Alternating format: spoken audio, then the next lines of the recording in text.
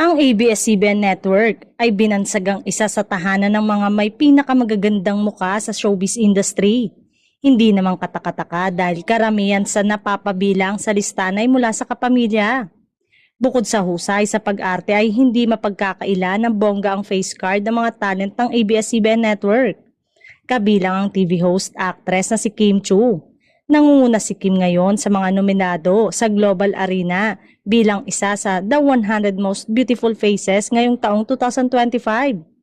Maging si Catherine Bernardo, face card never decline naman ang bansag sa aktres ngayon dahil hindi nga daw nakakasawa ang mukha nito.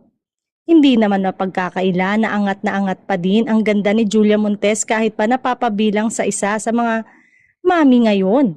In fairness ay mas naging blooming nga daw ang aura ng aktres. Sweet 40 si Ann Curtis na hindi din papakabog. Bagay talaga ang kahit anong hairstyle sa ganda ni Ann, pero sa new hairstyle niya ngayon ay mas lumabas pa ang kanyang kagandahan.